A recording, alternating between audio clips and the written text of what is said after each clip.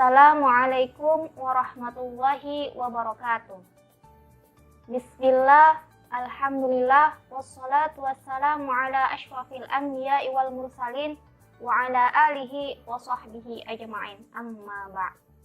Yang terhormat dan yang saya muliakan, Ustadz Dr. Mabarur Faza, MA, dan teman-temanku sekalian yang saya sayangi. Pada kesempatan kali ini, saya akan mentakhrij salah satu hadis yang ada dalam kitab tafsir Al-Azhar karya Buya Hamka. Dalam tafsir tersebut, mufasir mengambil matan hadis tertulis dengan bunyi An Abi Hurairah radhiyallahu an Rasulillahi sallallahu alaihi wasallam annahu su'ila ayyus salati afdalu ba'dal maktubah qala salatul lail, yang artinya dari Abu Hurairah, semoga Allah ridho baginya, dari Rasulullah Shallallahu Alaihi Wasallam bahwasanya beliau ditanyai orang, apakah sholat yang lebih utama sesudah sholat yang 5 waktu? Beliau menjawab, sholat malam. Untuk mengetahui kejelasan hadis ini beserta sumber-sumbernya, kita tidak lepas dari metode takhrij yang akan digunakan. Nah, setelah melakukan takhrij terhadap hadis tersebut, dapat dijelaskan bahwa hadis tersebut ditemukan dalam kitab Mashadir. Di antara kitab Mashadirnya adalah kitab Sahih Muslim dan Sunan Abu Daud. Adapun bunyi hadis tersebut hampir tidak terdapat perbedaan dan memiliki makna dan kandungan yang sama. Sedangkan rangkaian perawi atau sanadnya terdapat beberapa perbedaan walaupun sama di penghujung sanadnya. Secara lebih jelas, berikut bunyi hadis tersebut beserta rangkaian perawinya dalam masing-masing kitab. Yang pertama, dalam kitab Sahih Muslim, Bab Fadlu Shaumil Muharram, Juz 2, halaman 821 dengan nomor hadis 1163. Bunyi hadisnya, Bismillahirrahmanirrahim. Haddatsani Zuhair bin Harb, haddatsana Jarir an Abdul Malik bin Umair, an Muhammad bin Al-Muntashir, an Humaid bin Abdurrahman, an Abi Hurairah radhiyallahu an qala su'ila ayyus salati afdalu ba'dal maktubah wa ayyus siyami afdalu ba'da syahri Ramadan, faqala afdalus shalah ba'da salatil maktubah as-salatu fi jawfil lail wa afdalus siyam ba'da syahri Ramadan siyamu syahrillahil muharram, yang artinya telah menceritakan kepadaku, Zuhair bin Harb telah menceritakan kepada kami, Jarir bin Abdul Malik bin Umair bin Muhammad bin Al-Muntashir dari Humaid bin Abdurrahman dari Abu Hurairah, ia berkata, Nabi Shallallahu Alaihi Wasallam ditanya, sholat apa yang paling utama setelah sholat yang diwajibkan? Dan puasa apa yang paling utama setelah puasa Ramadan? Maka sabdanya, sholat yang paling utama setelah sholat fardu adalah sholat di pertengahan malam. Dan puasa yang paling utama setelah puasa Ramadan adalah puasa pada bulan Muharram. Yang kedua dalam kitab Sunan Abu Daud. Dalam kitab ini terdapat pada bab Fi Shaumil Muharram, Juz 2, halaman 323 dengan nomor hadis 2463. Bunyi hadisnya, Bismillahirrahmanirrahim.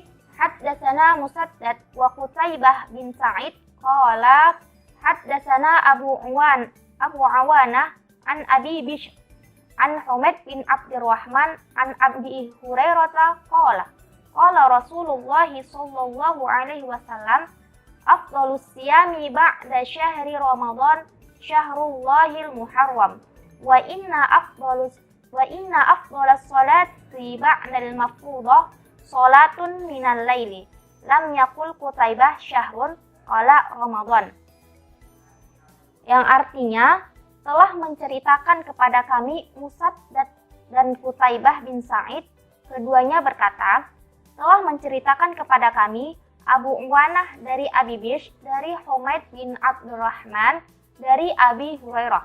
Dia berkata, Rasulullah Shallallahu Alaihi Wasallam bersabda, puasa yang paling utama setelah puasa Ramadan adalah puasa di bulan Muharram. Dan sesungguhnya sholat yang paling utama setelah sholat fardu adalah sholat malam. Qutaibah tidak mengatakan kata syah. Dia hanya mengatakan kata Ramadan. Selanjutnya bagan sanad riwayat Imam Muslim. Sanad yang pertama itu adalah Rasulullah, kemudian ada Abu Hurairah, kemudian ada Humaid bin Abdurrahman, selanjutnya ada Muhammad bin Al-Muntashir, dan selanjutnya lagi ada Abdul Malik bin Umair, kemudian Jarir bin Abdul Hamid, selanjutnya Zuhair bin Harb, dan terakhir Imam Muslim. Sedangkan dalam sanad Abu Dawud itu ada Rasulullah, kemudian ada Abu Hurairah, Humaid bin Abdurrahman. Nah, di sini ada pertemuan antara kitab sanad Imam Muslim sama Abu Dawud di Humaid bin Abdurrahman. Kemudian Abu Bish, selanjutnya Abu Uwanah. Nah, sanad yang semasa itu adalah Musaddad dan Qutaibah bin Sa'id, dan terakhir adalah Abu Daud. Setelah melihat sanad hadis pada dua perawi yang pertama di atas, bahwa perbedaan hanya pada perawi setelah Humaid bin Abdurrahman. Artinya, dari Humaid bin Abdurrahman hingga Rasulullah memiliki rangkaian sanad atau perawi yang sama. Selanjutnya, dapat diambil natijah bahwa dari segi hubungan periwayatan, semua perawi yang diteliti bersambung. Dari segi perlambangan, hadis yang diteliti keseluruhan sanadnya mendapatkan hadis dengan cara bertemu dan mendengar langsung dengan menggunakan lambang haddatsani, haddatsana, an, dan qala. Selanjutnya, penelitian kualitas perawi. Dalam penelitian kualitas perawi, di sini hanya meneliti satu jalur dari mukharijnya. Adapun jalur yang akan diteliti adalah riwayat Imam Muslim. Sanad dari hadis ini terdiri dari 7 rawi, yaitu Imam Muslim, Zuhair bin Harb, kemudian ada Jarir, Abdul Malik bin Umair, Muhammad bin Al-Muntashir, Humaid bin Abdurrahman, dan Abu Hurairah. Yang pertama adalah Imam Muslim. Nama lengkap beliau adalah Muslim bin Al-Hajj bin Muslim Al-Qushairi An-Naisaburi. Beliau dilahirkan pada tahun 204 Hijriah dan wafat pada tahun 261 Hijriah. Guru-guru beliau diantaranya adalah Khalaf bin Hisham Al-Bazzar, kemudian ada Daud bin Rashid dan Zuhair bin Harb. Murid beliau diantaranya Ibrahim bin Abi Thalib, Abu Uwana Al-Isfiriyani, Muhammad bin Abdi bin Humaid. Kemudian penilaian ulama terhadap Imam Muslim, Ibnu Hajj mengatakan beliau adalah seorang yang sikoh lagi hafil. Kemudian Al-Lahabi mengatakan beliau adalah seorang yang hafil dan mempunyai kitab sahih. Nah, dari penilaian tersebut, para ulama menilainya positif. Beliau menerima hadis dengan cara tahdis, yaitu haddatsani. Oleh karena itu, periwayatannya dapat diterima. Selanjutnya adalah Zuhair bin Harb. Nama lengkap beliau adalah Zuhair bin Harb bin Shaddad Al-Harasi. Beliau lahir pada tahun 160 Hijriah dan wafat pada tahun 243 Hijriah. Guru-guru beliau diantaranya adalah Bashar bin Sarwah, Hibban bin Hilal, dan Jarir bin Abdul Hamid, dan masih banyak lagi. Murid-murid beliau adalah Muslim, Abu Dawud, Ibnu Majah, Ibrahim bin Ishaq Al-Harabi. Nah, dari antara murid sama gurunya itu ada pertemuan. Nah, pertemuan yaitu murid beliau adalah Imam Muslim, itu terdapat pertemuan. Kemudian guru beliau adalah Jarir bin Abdul Hamid. Nah, untuk penilaian ulama, Ibnu Hajar mengatakan bahwasanya Zuhair bin Harb itu sikoh lagi sabat. Kemudian Az-Zahabi mengatakan beliau adalah seorang yang hafil. Nah, dari penilaian tersebut, para ulama menilainya dengan positif. Beliau juga menerima hadis dengan cara tahdis, yaitu haddatsana. Oleh karena itu, periwayatannya dapat diterima. Yang ketiga adalah Jarir. Nama lengkap Jarir adalah Jarir bin Abdul Hamid. Beliau wafat pada tahun 188 Hijriah. Guru-guru beliau diantaranya Abdul Aziz bin Rafi al-Asadi, kemudian ada Abdul Malik bin Umair, dan Ubaidillah bin Umar. Murid-murid beliau adalah Yusuf bin Musa al-Qattan, Abu Daud at-Tayalisi, dan Zuhair bin Harb. Nah, dari guru sama muridnya itu terdapat pertemuan. Para ulama menilai Jarir ini sangat positif, diantaranya Ibnu Hajar. Beliau mengatakan bahwasanya Jarir adalah seorang yang thiqah. Kemudian Az-Zahabi tidak berkomentar, tidak menyebutkan. Beliau Jarir ini menerima hadis dengan cara an-anah. Oleh karena itu periwayatannya dapat diterima. Yang keempat adalah Abdul Malik bin Umair. Beliau bernama lengkap Abdul Malik bin Umair bin Suwaid. Beliau dilahirkan pada tahun 33 Hijriah dan wafat pada tahun 136 Hijriah. Guru beliau adalah Muhammad bin Al-Muntashir, Mus'ab bin Sa'ad bin Abi Waqqas, dan Al-Mughirah bin Syu'bah. Masih banyak lagi guru-guru beliau, tidak saya sebutkan. Dan murid-murid beliau diantaranya adalah Jarir bin Abdul Hamid, Husain bin Waqid al-Marwazi. Nah, setelah disebutkan guru sama muridnya, nah terdapat pertemuan antara guru dan muridnya. Para ulama menilai Abdul Malik ini dengan penilaian positif. Di antaranya adalah Ibnu Hajar mengatakan bahwasanya Abdul Malik ini adalah seorang yang thiqah, lagi fasih. Kemudian An-Nasai mengatakan laisa bihi ba's.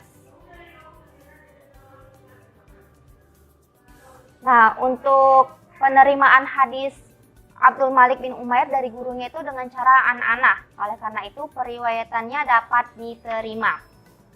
Selanjutnya adalah Muhammad Al-Muntashir. Nah, Muhammad Al-Muntashir ini bernama lengkap yaitu dengan Muhammad bin Al-Muntashir. Kemudian guru beliau adalah Humaid bin Abdurrahman Al-Himri, Abdullah bin Umar bin Khattab, Urwah Al-Baraqi. Kemudian murid beliau adalah Ibrahim bin Muhammad bin Al-Muntashir, yaitu anak beliau sendiri. Kemudian ada Samak bin Harb, kemudian ada Abdul Malik bin Umair. Nah, penilaian ulama diantaranya Ibnu Hajar itu menilai Muhammad bin Al-Muntashir itu dengan thiqah, dan Az-Zahabi juga mengatakan beliau adalah seorang yang thiqah. Kemudian Humaid bin Abdurrahman. Nama lengkap beliau adalah Humaid bin Abdurrahman Al-Himri Al-Basri. Beliau mempunyai guru yaitu Sa'ad bin Hisham bin Amir Al-Ansari, Abdullah bin Abbas, dan Abu Hurairah. Dan masih banyak lagi guru-guru beliau, tidak saya sebutkan. Selanjutnya untuk murid beliau, diantaranya adalah Muhammad bin Sarir, kemudian ada Muhammad bin Abdullah bin Abi Ya'qub, dan Muhammad bin Al-Muntashir. Nah, Muhammad Al-Muntashir adalah murid beliau. Selanjutnya penilaian ulama terhadapnya diantaranya menurut Ibnu Hajar, yaitu beliau seorang yang thiqah, lagi faqih. Kemudian Az-Zahabi mengambil pendapat Ibnu Sirin bahwasanya beliau adalah seorang yang faqih dari Ahlul Basrah. Nah, beliau menerima hadis dengan cara an-anah. Oleh karena itu periwayatannya dapat diterima. Yang terakhir adalah Abu Hurairah. Abu Hurairah bernama lengkap Abu Hurairah At-Tusi Al-Yamani. Beliau wafat pada tahun 57 Hijriah. Beliau mempunyai guru, diantaranya adalah Nabi Muhammad SAW, kemudian ada Ubay bin Ka'ab, kemudian ada Usamah bin Yazid bin Harisah, dan masih banyak lagi guru-guru beliau dari para sahabat. Selanjutnya untuk murid beliau sendiri adalah Humaid bin Abdurrahman Al-Himri, kemudian ada Humaid bin Malik bin Khaisam, kemudian ada Husain bin Mus'ab. Nah, setelah disebutkan guru dan muridnya itu terdapat pertemuan antara guru dan muridnya. Beliau menerima hadis dari Rasulullah dengan cara qol. Menurut kesepakatan para ulama, beliau kan seorang sahabat, jadi ulama sepakat bahwasanya periwayatan para sahabat itu tidak diragukan, sebagaimana terdapat dalam kaidah as-sahabah kulluhum udul. Nah, dari kajian ini, hadis ini dinilai sebagai hadis marfu. Kenapa? Karena hadis ini bertemu langsung kepada Rasulullah. Perawinya secara langsung bersambung meriwayatkan dari gurunya masing-masing hingga kepada Rasulullah. Artinya tidak terdapat rawi yang terputus. Sedangkan dari segi jumlah perawinya, hadis ini digolongkan kepada hadis gharib mutlak karena hanya diriwayatkan oleh seorang sahabat, yaitu Abu Hurairah. Kemudian dari segi kualitas sanad hadis ini digolongkan kepada hadis sahih karena periwayatannya telah memenuhi dari hadis sahih. Nah, itu tadi penjelasan saya mengenai takhrij hadis tentang sholat yang paling utama setelah sholat fardu. Kurang lebihnya saya mohon maaf. Wassalamualaikum warahmatullahi wabarakatuh.